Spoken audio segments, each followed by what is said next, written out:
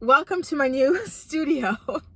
Lighting up top here. Listen, I was supposed to shoot this recap at my parents' house, but of course my dad is home today, and I can't talk about these teen mom girls and their messy, hotivities with my father around, with his sweet Christian ears. So I'm like, okay, let me just sit in my sister's car and film this.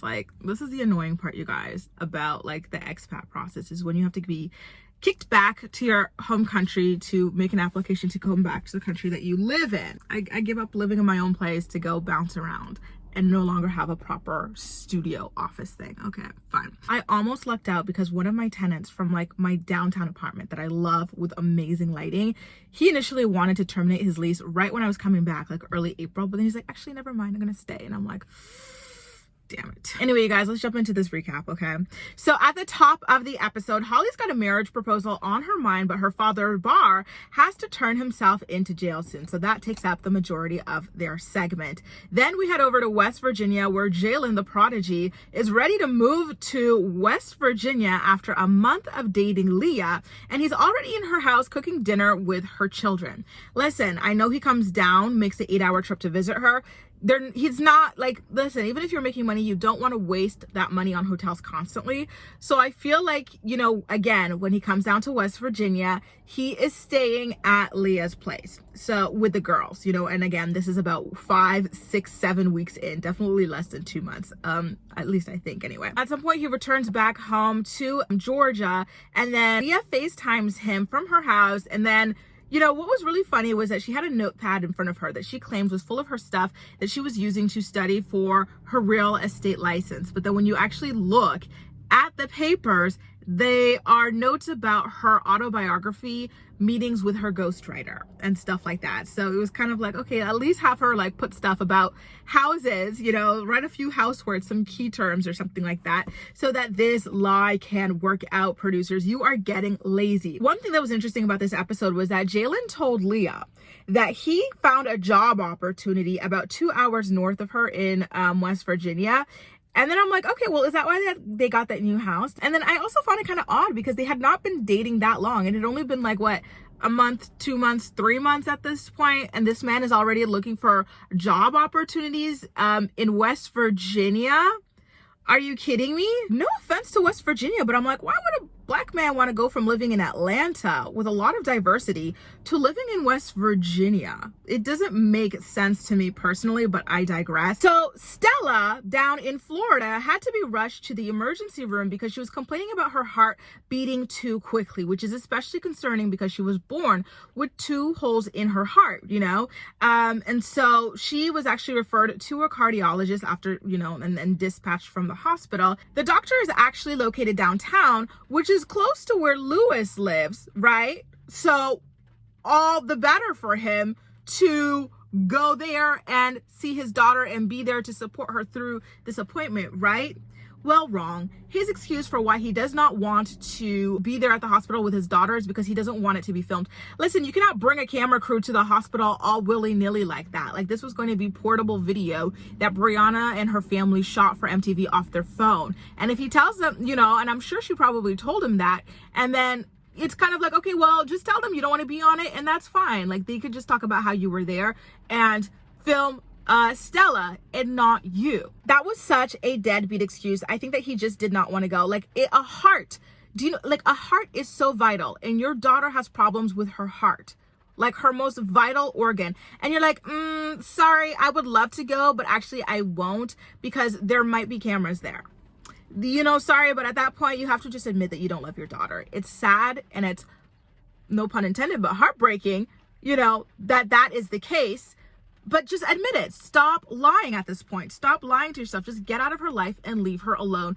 It'll be so much easier down the line than this whole half, ass situation. So now we're in Dover or Delaware, where Kale and V are still on the outs and no longer filming that Baby Mamas No Dramas podcast together. They're each doing their own alternate solo episodes of the show at this time. And, Kale is working her shift as an amateur bus driver, shuttling those kids around between the baby daddies. And then she has to take Lux to football. But Lex doesn't want to do football this time. You know, he's in that mood where he's like, no, I don't want to do football. And I love this about Kale, that it tells her kids, if you commit to something, you commit to something. You know, so he committed to doing football. He wanted to. She paid that money for him to play his football. He joined the team. You know, like once you are on a team, that is your position, you know, and that's the position that you know. So if you just don't show up one day, now your team has to take the L because you are not committing to your role that you signed up for. And so she's like, nope, you committed to it, so you have to do it. Even if you're going to be on the bench, you're going to be there at your full practices because that's something that you committed to. And I loved it. I think that's a really good life lesson to implant or impart on to your children. Commitment to things, sticking through to them, and also making your bed first thing in the morning. Those are like the things that I would totally be on. Back in West Virginia, Leah's sister, this is where things get so crazy, you guys. Leah's sister, Victoria, comes over, and then Leah tells her about Jaylan finding a job about 2-3 hours away from her place. And then her dumb ass sister, who got knocked up by a man. Oh, by the way, it's raining. So if that's what you're hearing in the background, it's rain. So her dumb ass sister, who got knocked up by a random man, imagine, you guys, it gives me shivers to think about the idea, and I almost want to throw up, of going to a random country and then having the guy who's having my, let's say for example, my ski instructor raw dog me and shoot up my club. Like, as soon as I meet him, like, sis, you're not worried about diseases? Like, this is so crazy to me. It's like, you're lucky you just had a baby, because it could have been a lot worse. But anyway, so this genius who did all of that, risked her health to do that, while still married to somebody else, might I add, she casually tells Leah, you know what, why don't you just go over there, move yourself, uproot your kids, go live with him 3 hours away from everything that they know, and go be in Morgantown with that boyfriend of, again, 5, 6, 7, 8, 9 weeks at that time.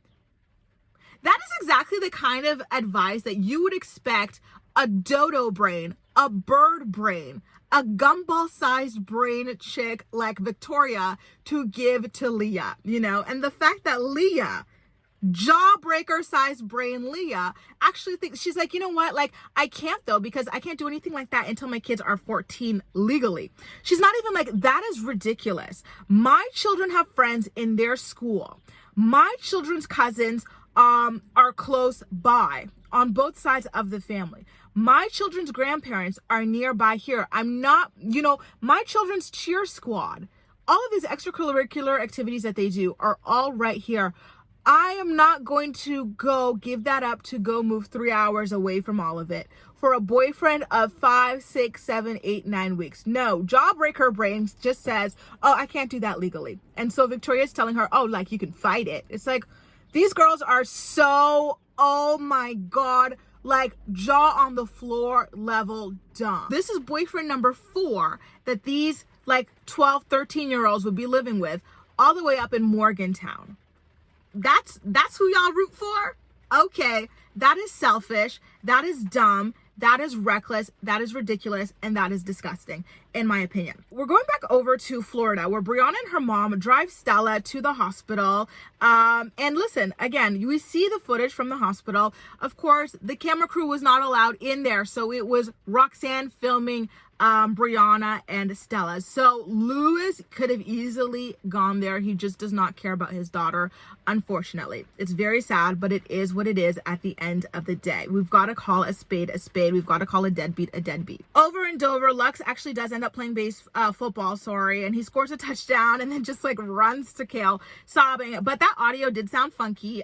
Kale did go on the record online to say that that was not Lux's actual crying. That was another kid that they kind of like superimposed onto Lux, which is weird on MTV. MTV, that's weirdo behavior. Lex was clearly fussing and like crying on his own, so why didn't you use his own proper sounds, you know, like odd. In Indiana, Jade is on her way to visit Sean. Can we get into how Jade is like, sis, to her friend Chow, you are going to get this coin with me, because Chow is now being paid to film all these scenes with Brianna because deadbeat Sean is away for rehab. And it's like, Chow, that is a nice lick you caught over there. Okay, so she is actually with Chow in the car with Chloe and everything to go there, and someone from the rehab calls, and I have to say, this rehab guy sounded so condescending. like so condescending when he called her, and says that, listen, Jade, Sean is a ball of anxiety at the thought of seeing you. Okay. So where are you at? And I love how Jade is like, where am I at with what? You know, it's like mentally, like location wise, because I'm in the car on the way to the airport and I'm not turning around at this point. No, you know. And so apparently Sean thought that Jade would want to pull him out of rehab to come home straight with her or whatever. And so it's kind of like, well, why don't you just tell that Sean is anxious because he thinks that this is what's going to happen, and leave it at that, instead of like talking to her in a very patronizing tone, you know. And so I just didn't feel it, and I'm glad that Jade called it out for what it was after, when she hung up and everything. Now back in Florida again, it turns out that Stella no longer has holes in her heart, thank God, but she does have to start wearing a heart monitor so that the people can start monitoring the rhythm of her heart and see what is going on with her. She has to wear it 24/7 except for in the shower. So Lewis, deadbeat Lewis, actually texted Brianna to ask about Stella. He didn't even call his daughter directly, you know, FaceTime, like, hey, put me on with my daughter. I want to see how she's doing, see her with my own two deadbeat eyes. He couldn't even do that. Like, are you kidding me, sir? I'm glad that Brianna did not respond to that text. The audacity. Get out of here. So her mom, Roxanne, who was really calmed down from jumping on tables, throwing vases on people and stuff, she gave her some good advice about how it's okay to tell your baby daddy that you're overwhelmed and like everything. Just reach out and tell him how you're feeling, that, you know, all of that. But Brianna is not willing to do it, which I understand. Like, how do you tell a deadbeat loser that you are overwhelmed? It's like, I'm sure he knows that you're overwhelmed, taking care of his child 24/7 with no help from him. You know, he just doesn't care because he's selfish. That's what a deadbeat is, a selfish prick who does not care about their own child, you know, their own flesh and blood. Oh my God. I don't understand how people can do this, seriously. So now we're back in California, and Barr is back from court with donuts to announce the delicious news, well, the delicious options that he was provided to by the courts is either he does community service or he goes to jail. And so Ashley asks him, well, what you gonna do? And so he goes, well, I'm gonna do community service. I don't want to be out there like picking up garbage, but like it's either that or jail. Dude, you're lucky it's that or jail, because you were reckless. Out there drunk driving. You know, people didn't ask to be on the road with a drunk driver who could potentially crash into them and kill them. Now, back in West Virginia, Jalen's got a matte wrapped Porsche truck. Okay, coins. Okay, coins. So now he and Leah go to a park to talk about his new job 2 to 3 hours away. Listen, Leah was infuriating me this scene, you guys, because listen, this man who barely knows you is about to uproot his own life, his own apartment, and his own house in Atlanta to go live in West Virginia. I'm sorry, but as a black man, he's about to go leave Atlanta or Georgia or whatever to live in West Virginia.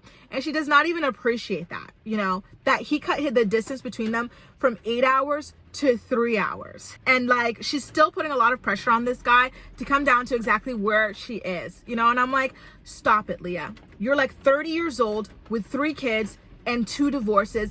This guy is 25 years old with like none of that level of stuff that you've got going on in your life, okay? Like, stop putting the pressure on him and stop guilt tripping him. And when she brought up her kids, like, oh, my kids love you. Oh, my kids are so attached to you. Well, that's your fault, sis. Your fault that you introduced this man of 1 month, this boyfriend of 1 month, to your children, yet another man, for them to get attached to and stuff. That's your fault. That's on you. And that should not be something that you use to guilt trip your man. You just make better decisions in the future and introduce somebody to your kids when you know that the logistics are gonna work out and that you guys are in a solid, secure relationship. Back to Delaware, Kale flies to Atlanta to shoot her Coffee Convos podcast in person with Lindsay. Their topic was gentle parenting, which has really taken off on TikTok. I'm quite fascinated by it. So she says that Isaac has been her toughest child, to parent because they're always butting heads. And she says it's because they're super similar. This kind of surprised me because Isaac has that reputation of being like the sweetest kid in the whole franchise and stuff. So the fact that like she's butting heads with him is really interesting to me. I didn't see that coming. Did you guys? And then she says that Lincoln is the easiest one to parent because he's an angel. And I'm like, well, I don't want to be rude, but weren't you crying on a podcast about how Javi is his favorite parent and he's close to Javi and all that? So is this you trying to like get back in his good grace, you know, try to be his new fave or something? You want to show him the scene or something? Or is it the truth? It might be the truth, I don't know. But I find it kind of interesting because she's crying about how she's not that close to him, you know, versus the other kids and stuff, you know, because he pushes her away for his dad. And then when his dad is upset with her, Lincoln takes it out on her and tries to distance himself from her as well. It's like, huh, that's interesting. She says that the two youngest boys are super similar because they have the same dad, which is interesting because it's like, listen, I've got like 3 siblings. Our parents are still married, so, and we're all so different. And like most of my friends or people I date are in the same boat where their parents are still married or whatever, or if they're divorced even, they all just share siblings. There's no step siblings and stuff like that.